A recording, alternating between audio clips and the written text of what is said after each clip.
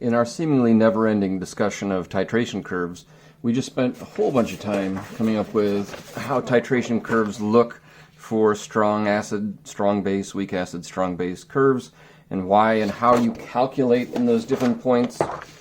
And what I want to do real quickly is take a look at how things work for a base. And I've never done it this particular way before, but I'm feeling quite proud of myself for thinking of it. How are things going to be different? Well, we're going to start with a strong base, so our pH is going to be up here. We're going to add an acid, so our pH is going to get more and more acidic, and we're going to end up neutral at the equivalence point. Over here, we're going to start up basic, but not as basic because it's a weak base. HCl is going to drop the pH as the solution becomes more acidic. We're expecting at the equivalence point to have a pH that's slightly acidic because that chloride is neutral. I'm not the greatest at drawing things in reverse or mirror images or whatever, but I have a cheat, so here's my plan.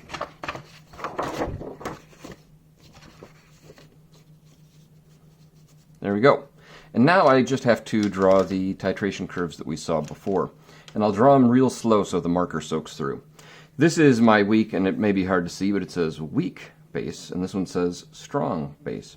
So all I need to draw is draw a weak acid titration curve.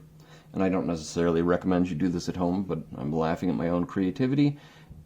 And it's going to go up. We reach that buffer region, and then we expect to see a big jump. And then it would plateau as we were just adding excess base. For a strong acid, we would expect to see something like a lower starting point. It will increase before we get our jump in pH as we reach and pass the equivalence point, and then it's just going to taper over like that. And we'll see if it worked. There are my pH curves for a strong base with a strong acid. It's right here. We're dropping down, and then it drops a whole bunch as we reach that equivalence point and pass it. And then we have this buffer region, and it drops through the equivalence point and then mimics the behavior we saw over there. They're not perfect, but they're good enough. It's a reflection like that. Still got a buffer region. So all of our calculations will be based in a similar manner. Over here we have excess base. So to get our pH, we'll just do pH is 14 plus the log of that hydroxide ion concentration.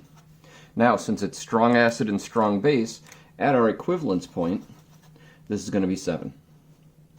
So we don't have to do any special calculating there.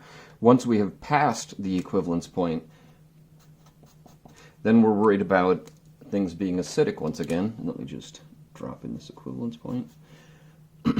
So this is our volume at the equivalence point. Let me toss this one in over here as well. This is our volume at the equivalence point, and in this one we happen to have a very important place, which is our volume halfway to the equivalence point. So over here we're just dealing with excess strong acid, so our pH is going to be the negative log, the concentration of that H3O plus, the excess acid. Now, over here, things may change a little bit.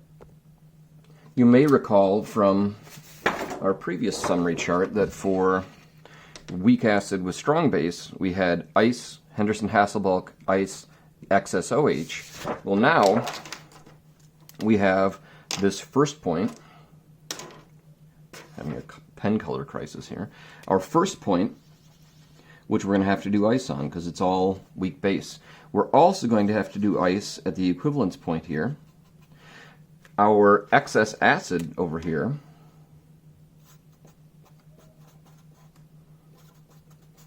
means that we're going to have negative log concentration of H3O plus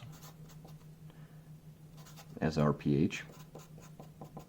And that just leaves this region here. And we're going to use the Henderson-Hasselbalch equation. We have our weak base.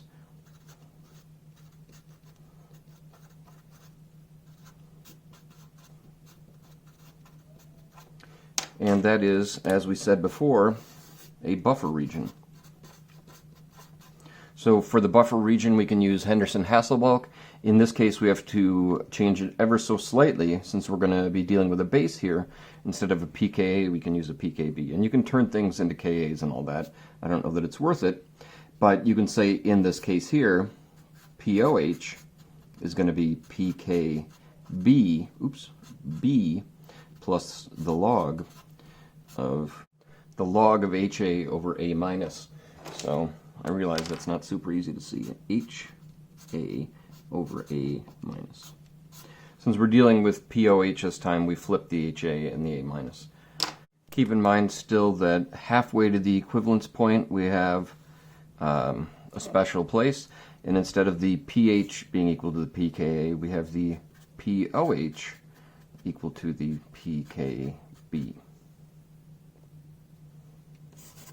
And that is the titration curves for strong and weak bases with a strong acid.